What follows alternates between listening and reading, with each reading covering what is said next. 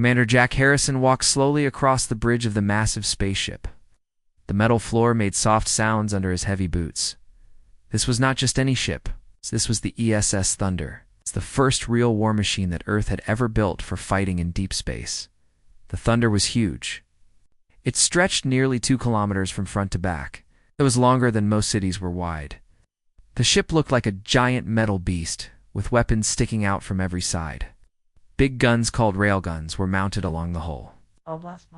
Torpedo tubes pointed forward like the fangs of some space monster. Every part of the ship was built for one purpose: to fight and win against anything that might threaten Earth. It had taken Earth 15 years to build this ship. 15 long years of planning, building, and testing. The name Thunder came from something special. On the night when humans first heard strange signals from deep space, a terrible storm had hit Earth. Lightning crashed across the sky all night long. The thunder was so loud that people could not sleep. That storm became a symbol. It's just like the thunder announced the lightning. This ship would announce that humans were ready to defend themselves. Jack stopped at the big window that looked out into space. Stars twinkled like tiny diamonds against the black emptiness. Somewhere out there were the things that had sent those signals. Somewhere out there might be enemies or friends. No one knew which yet. Dr. Lisa Murphy sat at her station near the center of the bridge. She was the chief science officer, which meant she was responsible for all the sensors and computers that helped them understand what was happening around them. Her job was to watch the screens and listen to the radio signals from space. She had been doing this for 3 months now, ever since they had left Earth. 3 months ago, the big listening stations back on Earth had detected something amazing. They had picked up energy signals from a place called the Kepler system. The Kepler system was far away, many light years from Earth. The signals were not natural. They were too organized, too purposeful. Something intelligent was making them. The readings that came back were scary. The signals suggested that there was not just one ship out there. There was a whole fleet. Each ship in that fleet was bigger than anything humans had ever built. Even bigger than the Thunder. Lisa looked up from her glowing screens. Her face was serious. "Sir, we are getting more transmissions," she said to the men near her. "The signals are definitely made by someone, but the way they are coded is different from anything we have ever seen before." The bridge was full of people working at different stations. There were about 20 crew members on the bridge at any time. Each person had a job to do. Some watched the engines, some controlled the weapons, some guided the ship through space. All of them were the best Earth had to offer. Captain Rick Davis was in charge of everything. He was 45 years old and had been commanding spaceships for most of his adult life.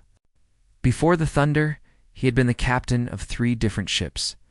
All of those ships had been smaller and designed for exploring the solar system around Earth. The Thunder was his first deep space command.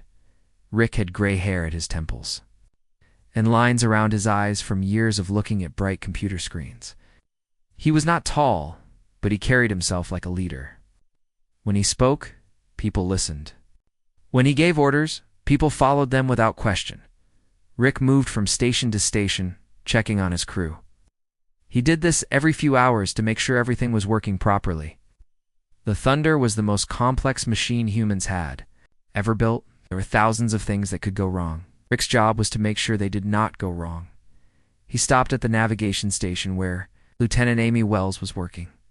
Amy was young, only 28 years old, but she was the best pilot Earth had ever trained. She could fly the Thunder through asteroid fields or dock it at space stations with perfect precision.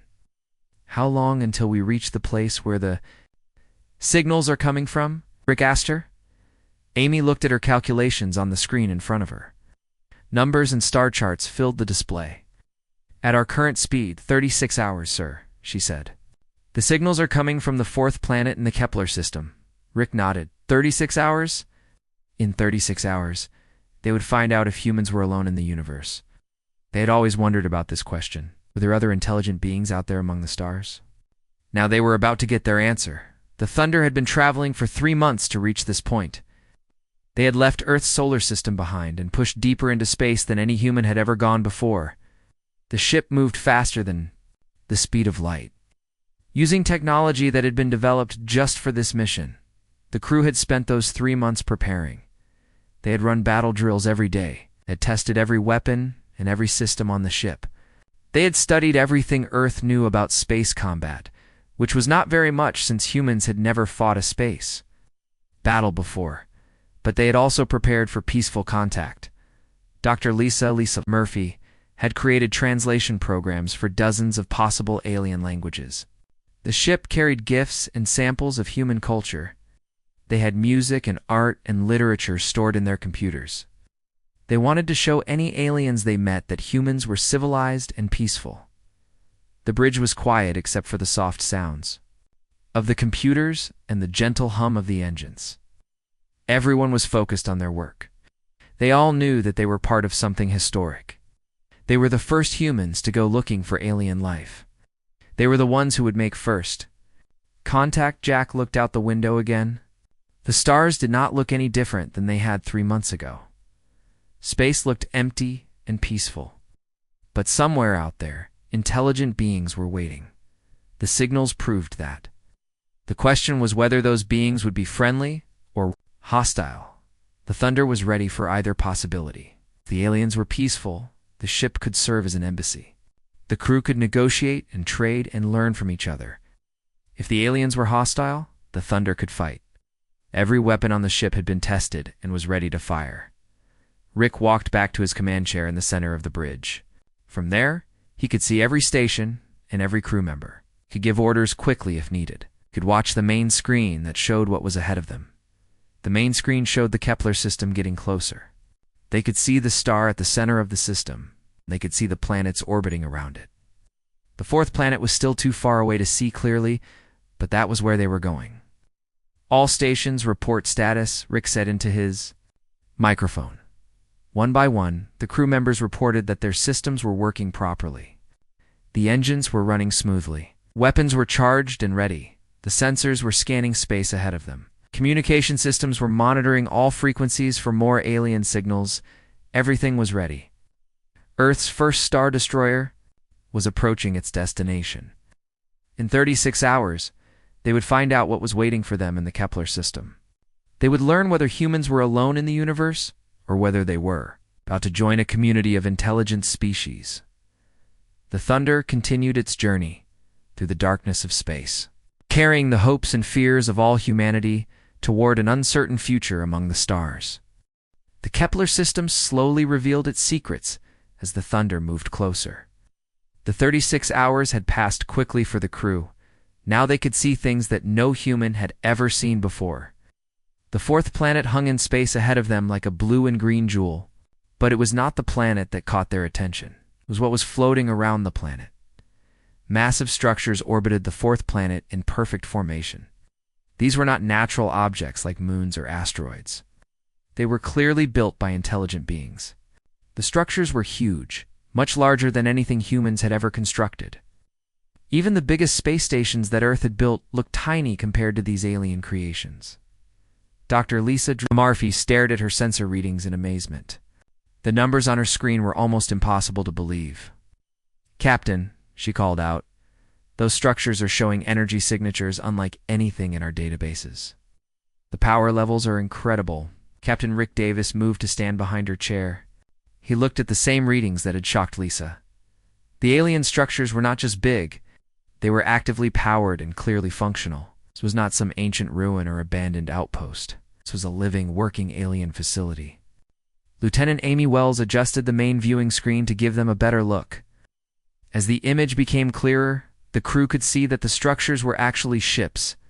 12 massive vessels hung in space around the planet. Each one had a different shape and size, but they all shared certain characteristics that marked them as belonging to the same civilization. The alien ships looked like they had been grown rather than built. Their hulls curved and flowed in organic patterns.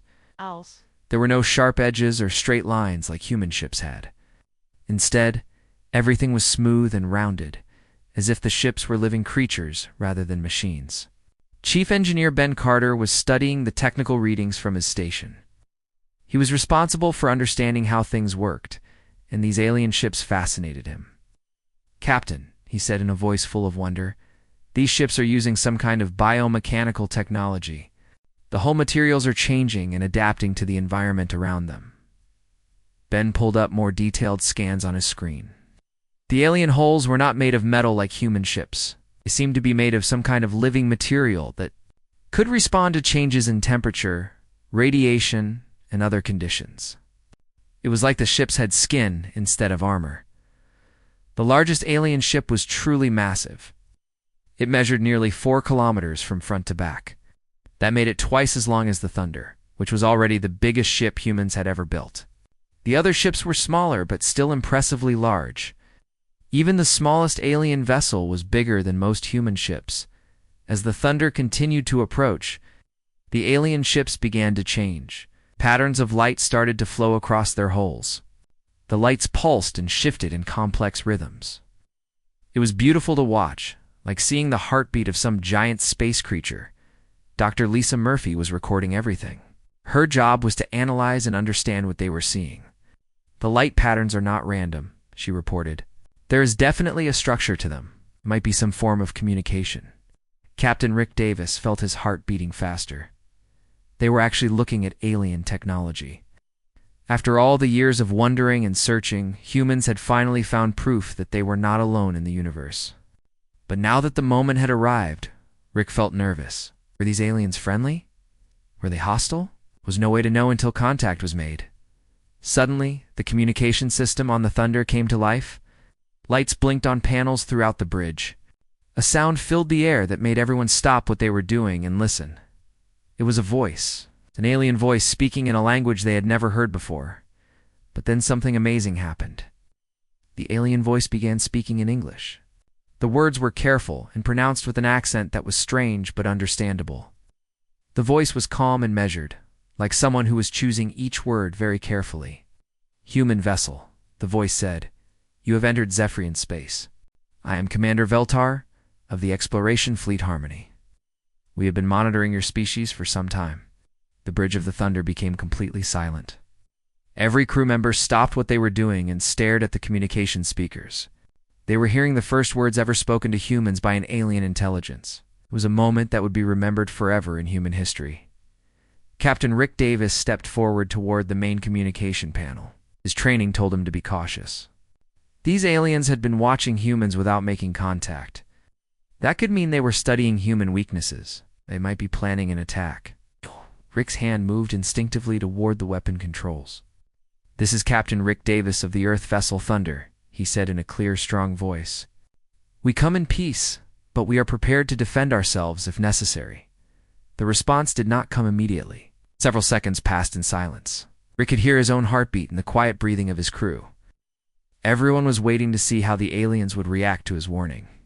Finally, Commander Veltar spoke again. "Your defensive posture is noted and respected. Captain Davis, the Zephyrian Collective has observed human expansion with great interest. We wish to establish formal contact between our civilizations." Dr. Lisa Murphy was working frantically at her station. She was analyzing the alien transmission to understand how their communication technology worked. What she discovered was both impressive and concerning. "Sir," she said quietly to Captain Davis, "their communication technology is at least 50 years ahead of ours. But they are deliberately using simplified methods to make sure we can understand them." This information made Rick think. If the aliens had such advanced technology, they could probably communicate in ways that humans could not even detect. The fact that they were using simple radio transmissions meant they wanted humans to understand them. That seemed like a good sign, but it also meant that the aliens had been studying human technology for a long time. They knew exactly how human communication systems worked. They had probably been listening to human radio and television broadcasts for years. They might know more about human civilization than humans knew about theirs. Lieutenant Amy Wells was monitoring the positions of the alien ships. "Captain," she reported, "the alien vessels are maintaining their formation. They're not moving to surround us or take any aggressive positions." This was also encouraging. If the aliens wanted to attack, they would probably move their ships to better fighting positions. The fact that they were staying in formation suggested that they were not planning an immediate attack.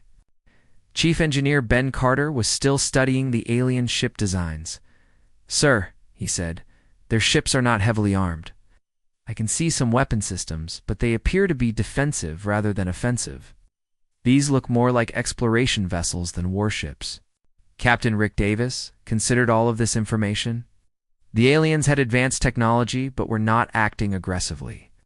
They had been watching humans but had chosen to make peaceful contact. Their ships were designed for exploration rather than conquest. All of these signs pointed toward a peaceful first contact situation, but Rick also knew that appearances could be deceiving. Just because the aliens seemed peaceful did not mean they actually were peaceful. He decided to proceed with caution while remaining open to the possibility of friendship. "Commander Veltar," Rick said into the communication system, "we appreciate your peaceful intentions. Would like to learn more about your civilization and share information about ours. How do you propose we proceed?" The first conversation between humans and aliens had begun. Earth's first Star Destroyer had successfully made contact with an alien civilization. Now they had to figure out what would happen next. 3 days had passed since Captain Rick Davis first spoke with Commander Veltar. Those 3 days had been filled with careful conversations and slow progress.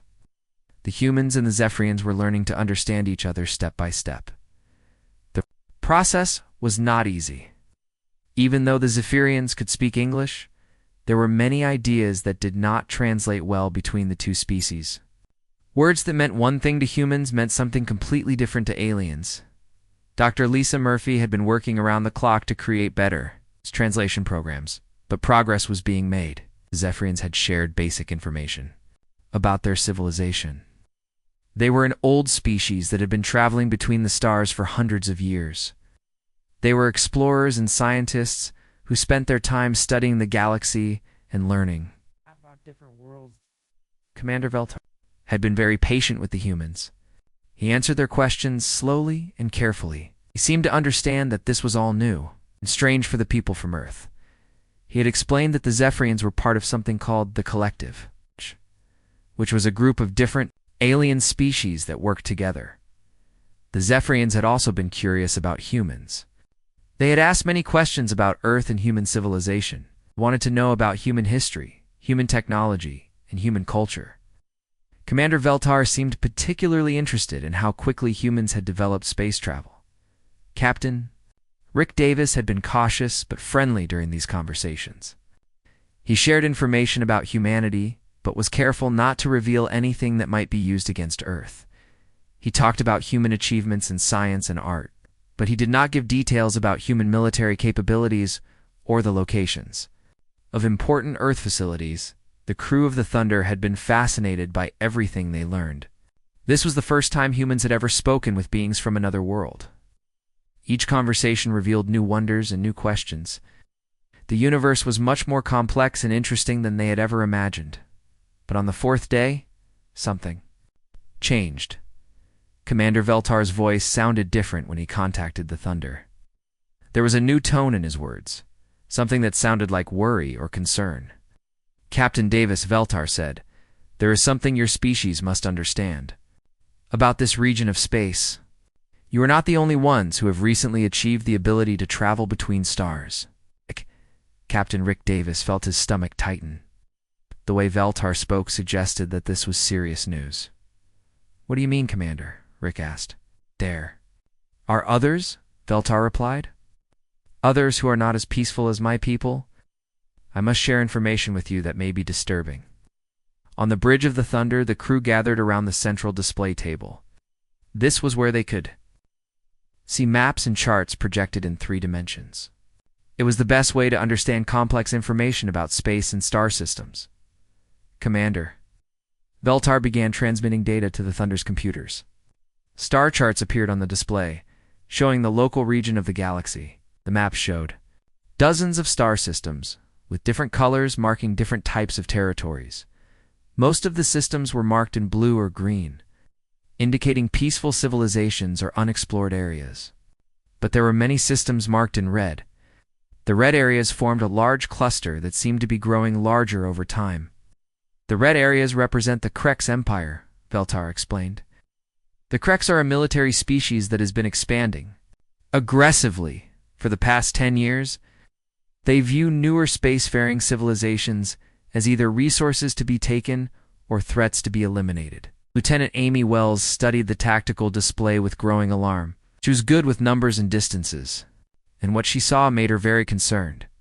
"Sir," she said to Captain Davis, "according to these charts, the Kreks' territory extends to within 12 light-years of Earth. If they have fast ships, they could reach our solar system in a matter of months." This news hit the crew like a physical blow. They had come to the Kepler system expecting to find either empty space or peaceful aliens. Instead, they had discovered that Earth was in immediate danger from an aggressive alien empire. Chief Engineer Ben Carter was studying the technical information that Veltar had shared about Kreks technology. What he read made him even more worried. "Captain," he said, "their ships are built specifically for conquest.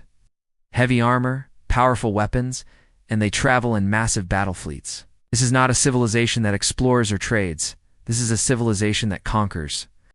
Dr. Lisa Murphy was analyzing the historical data about Kreks' expansion. "Sir, they have conquered 17 different star systems in the past decade. Each time they encounter a new spacefaring species, they either force them to surrender or destroy them completely." Captain Rick Davis felt the weight of responsibility settling on his shoulders.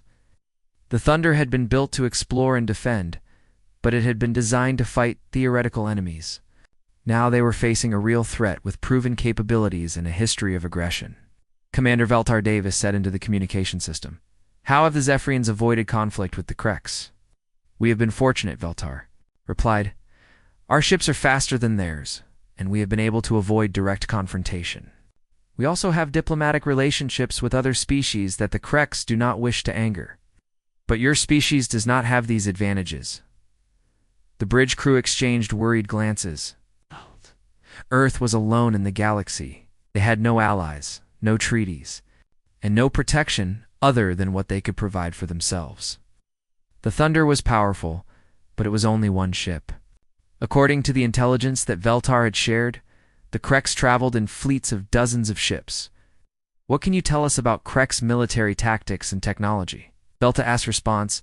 Wells' response was detailed and concerning. "Rely on overwhelming firepower and numerical superiority. Their standard battle formation uses heavy ships to break enemy defenses, while smaller ships surround and destroy fleeing vessels. They do not take prisoners, and they do not negotiate." Chief Engineer Ben Carter was taking notes on everything Veltar said. "Do they have any weaknesses?" he asked. "They are predictable," Veltar replied. "They use the same tactics in every battle, because those tactics have always worked for them. They have never encountered serious resistance from a species that could adapt and change during combat." Dr. Lisa Murphy looked up from her analysis. "Commander Veltar, what do you know about human military capabilities?" There was a pause before Veltar answered, "We have observed your species for several years. We have seen your conflicts on Earth and your rapid technological development. Humans appear to have something that most species lack, the ability to adapt quickly to new situations and develop creative solutions to problems." Lieutenant Amy Wells was studying the star charts again. "Sir, if the Kreks are expanding in this direction, they will encounter Earth eventually. It might not be months, but it will probably be within a few years." Captain Rick Davis considered. All of this information, Earth needed to be warned. The planet needed to prepare for the possibility of alien invasion. But the Thunder was months away from Earth, and there was no way to send a message that would arrive faster than the ship itself.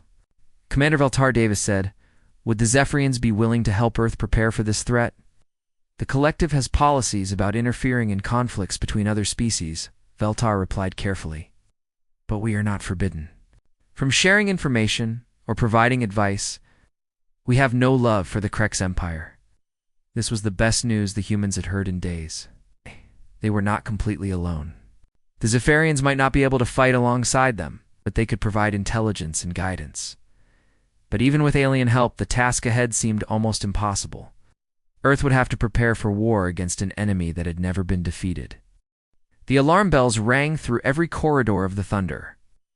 The sound was sharp and urgent, telling everyone on the ship that danger was approaching. Captain Rick Davis had hoped they would have more time to prepare, but the Creks had found them. First, Lieutenant Amy Wells was at her navigation station, watching the sensor displays with wide eyes. "Captain," she called out, "8 large vessels just dropped out of hyperspace at the edge of the system. They are moving toward us at high speed." Dr. Lisa Murphy was working frantically at her science station. The readings she was getting made her hands shake as she typed. "Sir, these ships match the Creks designs that Commander Veltar showed us. They are definitely hostile vessels." Captain Rick Davis moved to the center of the bridge and sat down in his command chair. From there, he could see every station and give orders quickly. This was the moment he had trained for his entire career, but he had never expected to face such overwhelming odds. "All hands battle stations," Davis announced over the ship's communication system. His voice was calm and steady, even though his heart was beating fast. "This is not a drill. You're about to engage hostile alien vessels." Throughout the Thunder, crew members ran to their positions. In the engine room, Chief Engineer Ben Carter began rerouting power to the weapons and shields. In the weapons control center, gunners loaded the railguns and charged the plasma torpedo tubes. Everyone knew their job and did it without hesitation. The main viewing screen showed the approaching Creks fleet. The alien ships were dark and threatening, nothing like the elegant Zephyrian vessels they had seen before. These ships were built for war. Their hulls were covered with armor plates and weapon arrays. They looked like metal predators moving. Through space, Lieutenant Colonel Jake Morrison was the Thunder's tactical officer. His job was to coordinate all the ship's weapons and defensive systems. He studied the enemy formation on his tactical display and did not like what he saw. Captain Morrison reported, "The enemy vessels are twice our size, and they have us outnumbered 8-1. Out. But their weapon technology appears to be similar to ours." The intelligence reports from the Zephyrians were accurate. This was both good news and bad news. The good news was that human weapons might be able to damage Krek ships. The bad news was that the Creks had many more weapons than the Thunder did. The Creks' attack came without any warning or attempt to communicate. Bright beams of energy suddenly lanced across space from the alien ships. The beams moved faster than lightning and struck the Thunder's shields with tremendous force. The entire ship shook from the impact. Lights flickered on the bridge as the power system struggled to handle the energy overload. Sparks flew from some of the control panels, and the smell of burned electronics filled the air. "Evasive maneuvers," Captain Davis ordered. "Do not let them get a steady target lock on us." Lieutenant Amy Wells pushed the Thunder into a series of complex movements. The big ship twisted and turned through space like a dancer, trying to avoid the enemy fire. The Creks' weapons were powerful, but they could not hit what they could not track. Chief Engineer Ben Carter's voice came over the communication system from the engine room. "Captain, I am rerouting all available power to the shields. Can take a few more hits, but not many." Captain Davis knew they could not win this battle by running and hiding. Thunder would have to fight back, and it would have to fight smart. The humans had one advantage that the Creks did not expect. Creativity. "All weapons, return fire," Davis commanded. "Target their lead vessel's weapon arrays." The Thunder's railguns fired in perfect coordination. The weapons used magnetic fields to accelerate metal projectiles to incredible speeds. When these projectiles hit their targets, they carried more energy than nuclear bombs.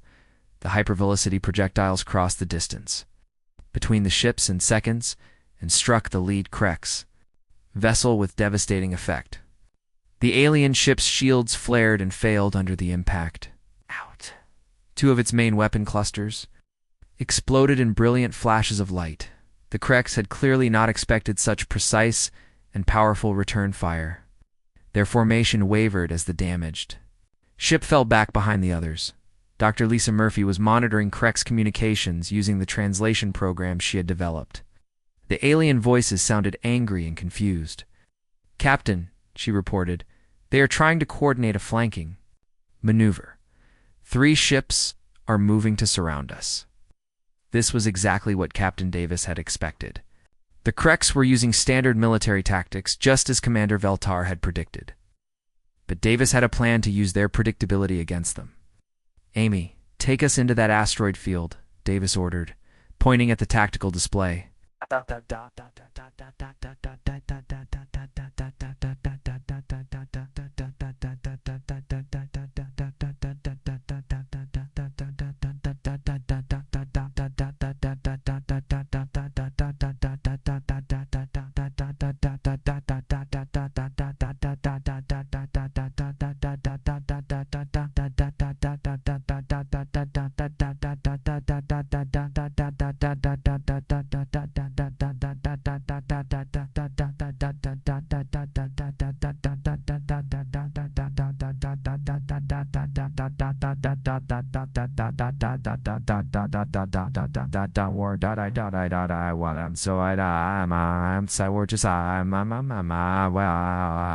Cluster of space rocks floated nearby, left over from the formation of the Kepler system. Lieutenant Amy Wells understood immediately what the captain wanted. "Yes, sir," she said, and pushed the Thunder toward the asteroids at maximum speed. The Thunder dove into the asteroid field like a fish swimming into a coral reef. The ship was much smaller than the Kreks vessels, which meant it could maneuver between the space rocks more easily. Amy piloted with incredible skill, threading the ship through gaps that seemed impossibly narrow. The Kreks ships tried to follow, but their larger size worked against them. They could not make the sharp turns that the Thunder could make. Two of the alien vessels collided with each other while trying to navigate between the asteroids. Both ships were damaged and had to fall back. The remaining Kreks ships were now scattered and disorganized. Their careful formation had been broken by the unexpected terrain. This was exactly what Captain Davis had hoped for. The Thunder emerged from the asteroid field behind the enemy fleet. This gave the human ship perfect firing angles on the Kreks engines and rear sections, which were less heavily armored than the front. All weapons concentrated fire on their propulsion systems. Lieutenant Colonel Morrison called out to the weapons crews. The Thunder's guns spoke with devastating effect. Railgun projectiles and plasma torpedoes struck the rear sections of 3 Kreks ships simultaneously. Explosions bloomed along the alien hulls as their engines were destroyed or damaged. 2 of the Kreks vessels lost all power and began drifting helplessly through space. A 3rd ship was badly damaged and struggling to maintain course. The remaining 5 ships were still dangerous. They were no longer confident of victory. The Kreks had never faced an enemy that could outmaneuver them and strike from unexpected angles. They were used to fighting opponents who would meet them head-on in direct combat. The human tactics were completely unfamiliar to them. Dr. Lisa Murphy was still listening to the alien communications. "Captain, they are arguing among themselves. Some want to continue the attack, but others want to retreat." The Thunder continued to move through the asteroid field using the space rocks as cover while striking at the Kreks ships. Each attack came from a different direction, making it impossible for the aliens to predict where the humans would appear next. "Chief," Engineer Ben Carter reported that the Thunder's weapons were performing better than expected. "Captain, our targeting systems are more accurate than theirs. We are hitting them much more often than they are hitting us." Another Kreks ship suffered a critical hit to its main reactor. The explosion was visible across the entire star system. As the alien vessel broke apart, the remaining 4 ships finally decided that they had had enough. The Kreks fleet began moving away from the battle, heading back toward the edge of the system where they could jump to hyperspace. They were retreating, admitting defeat for the first time in 30 years of conquest. Captain Rick Davis watched the enemy ships disappear into hyperspace. The Thunder had won its first battle, but Davis knew this was only the beginning.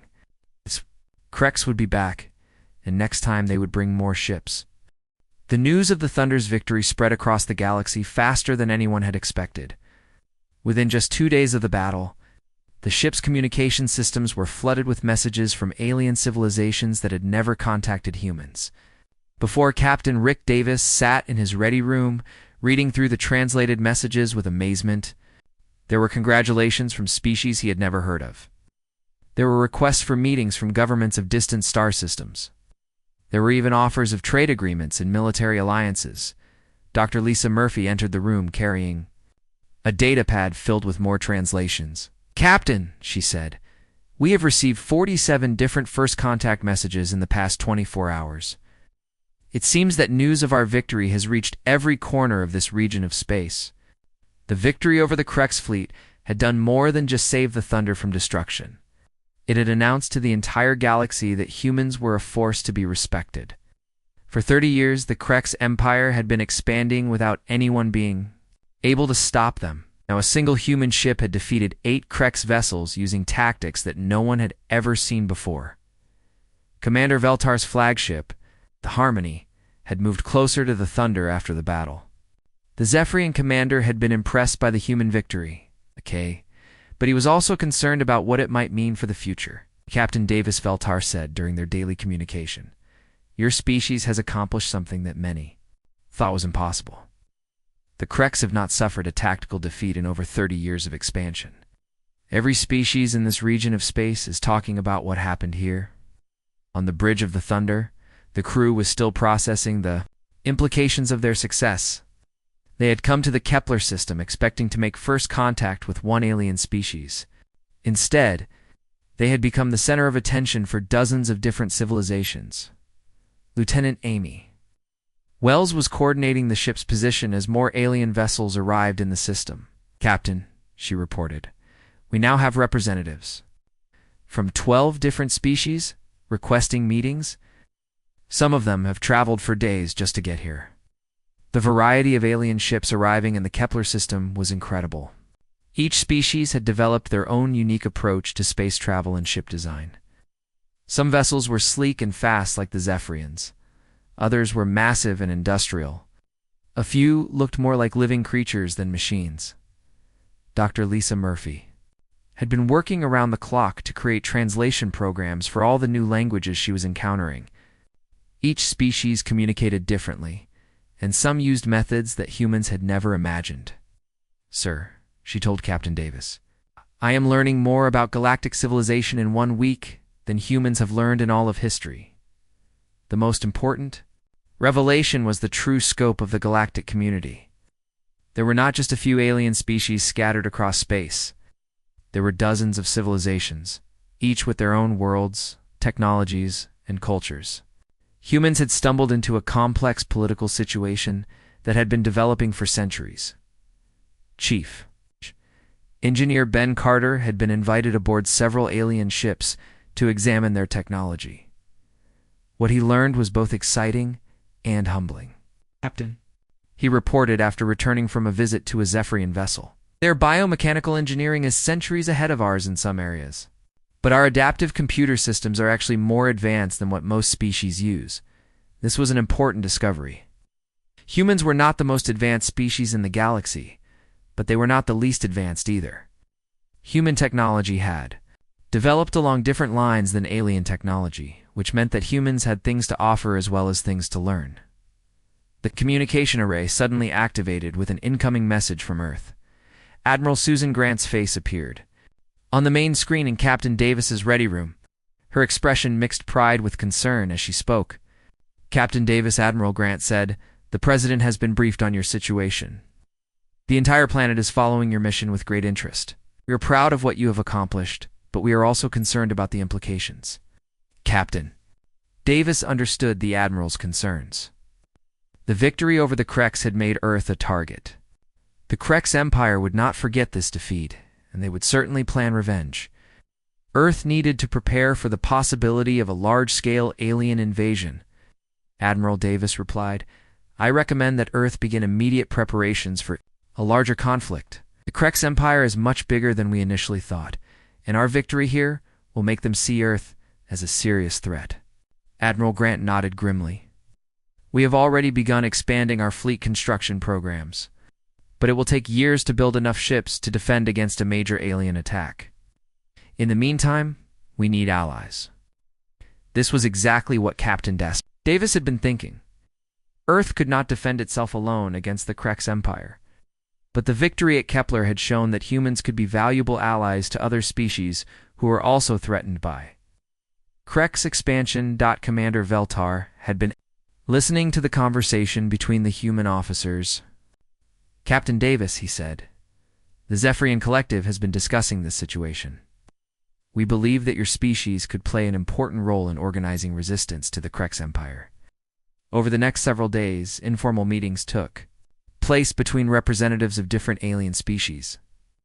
The discussions were complex because each civilization had different concerns and priorities, but they all shared one common problem: the threat of Krex expansion. The humans found themselves in an unusual position.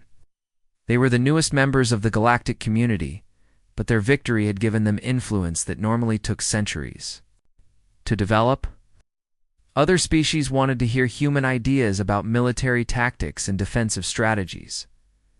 Lieutenant Colonel Jake Morrison had been invited to present human military doctrine to a gathering of alien commanders. His presentation focused on the concepts of flexibility and adaptation that had won the battle against the Krex. The key to defeating the Krex, Morrison explained to the alien audience, is to avoid fighting the kind of battle they expect. They have been successful because they use overwhelming force in predictable ways. If we can force them to fight unpredictable battles, we can neutralize their advantages. The alien commanders found these ideas fascinating. Most species had developed military traditions that emphasized honor, courage, and direct confrontation. The human approach of using deception and surprise was new to many of them. Dr. Lisa Murphy was working with Zephyrian scientists to combine human and alien technologies. The biomechanical systems used by the Zephyrians could be enhanced with human adaptive computers. The result would be ships that could literally grow stronger during battle. "Captain," she reported excitedly, "if we can integrate these technologies, we could upgrade our entire fleet within a year." The combination of human adaptability and alien biomechanics could produce ships that are far superior to anything the Krex have. Chief Engineer Ben Carter was equally excited about the possibilities. "Sir, the Zephyrians have offered to help us retrofit the Thunder with their hull regeneration technology. We could become the first truly hybrid human-alien warship, Admiral." Grant's voice came through the communication system with new orders from Earth. "Captain Davis, the President has authorized the formation of the Galactic Defense Initiative. You were ordered to establish a permanent human presence in the Kepler system and begin coordinating with our new alien allies." Captain Rick Davis felt the weight of this responsibility. The Thunder had been built to explore and defend, but now it was becoming something much more important. It would serve as humanity's first embassy to the galactic community. "Understood," Admiral Davis replied. "The Thunder will serve as the foundation for Earth's presence in galactic politics." As Earth's first Star Destroyer settled into its new role, the crew realized that they had not just won a battle. They had secured humanity's place among the stars and proven that human creativity could overcome any challenge the galaxy might present. The age of human expansion into the greater galaxy had begun, with the Thunder leading the way into an uncertain but promising future filled with new allies, new technologies, and new possibilities among the stars.